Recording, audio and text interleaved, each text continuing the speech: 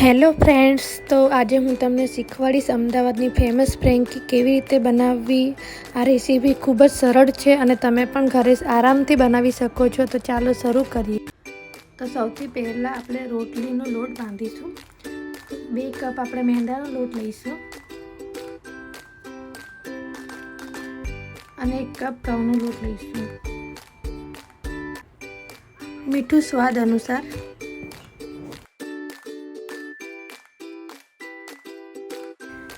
एक चमची तेल एड करीशुं। हवे तेने सारी रीते मिक्स करी लईशुं। धीमे धीमे पाणी उमेरता जाओ अने लोटने भेळवता रहो। लोटने आपणे जे रोटलीनो लोट बांधीए छीए सेम एवो ज बांधवानो छे, नरम लोट बांधवानो छे। आपणो लोट बंधाई गयो छे। हवे आपणे एने नाना नाना लूवा बनावी दईशुं अने पछी आपणे एनी रोटली बनावी दईशुं।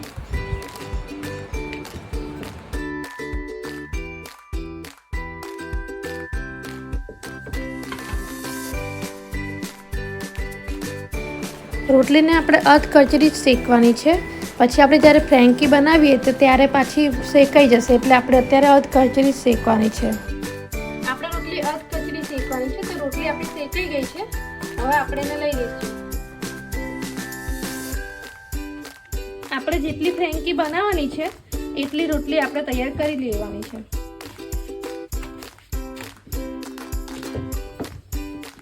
હવે આપણે ફ્રેન્કી માટેનું ફિલિંગ બનાવી લઈશું।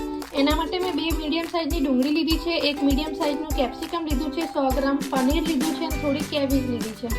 તમે ચાહો તો તમને ભાવતી કોઈ પણ બીજી સબ્જી એડ કરી શકો છો, જેમ કે ગોલ્ડન કોર્ન એડ કરી શકો છો। હવે આપણે પેનમાં 2 ચમચી બટર નાખીશું। તમે ચાહો તો ઓઇલ પણ નાખી શકો છો। પછી આપણે બટરને થોડું ગરમ થવા દઈશું। પછી આપણે ડુંગળી, કોબીજ અને કેપ્સિકમ ઉમેરી દઈશું।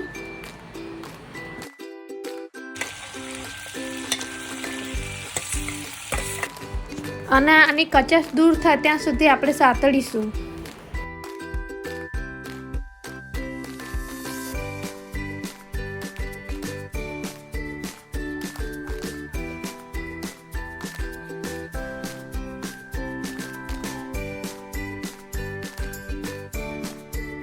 હવે સ્વાદ અનુસાર મીઠું એડ કરીશું।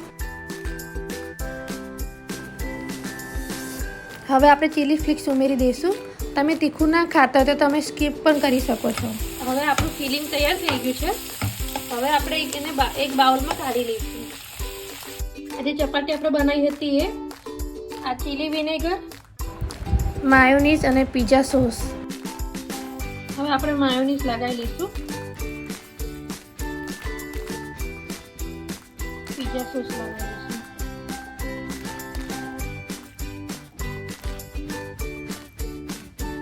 હવે આપણે ચીઝ સ્લાઇસ મૂકી દઈશું।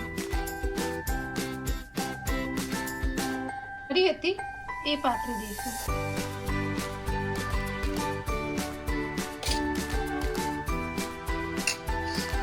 હવે આપણે ચીલી વિનેગર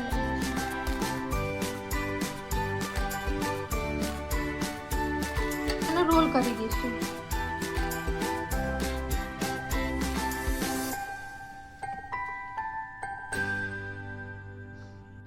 मैं बधी रोटलीनो रोल बनावी दीधा छे। हवे आपणे एने शेकी दईशुं। हवे आपणे बटर लगावी दईशुं।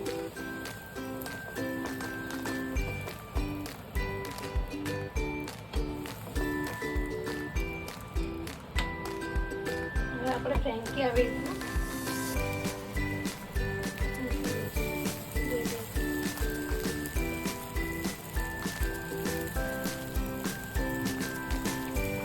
ऊपर थोड़ा આપણે બટર લગાવી દઈશું।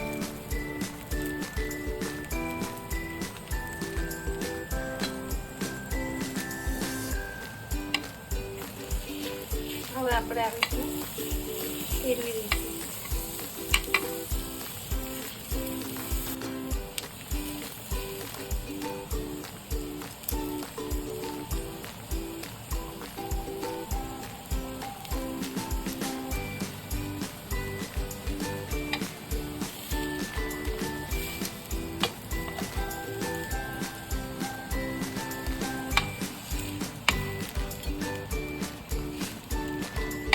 પછી તમને જે સાઈડથી એવું લાગે કે કાચી છે તે સાઈડ આવી રીતનું તમારે શેકી લેવાનું છે. આપણી ફ્રેન્કી રેડી થઈ ગઈ છે. હવે આપણે એને એક પ્લેટમાં લઈ લઈશું.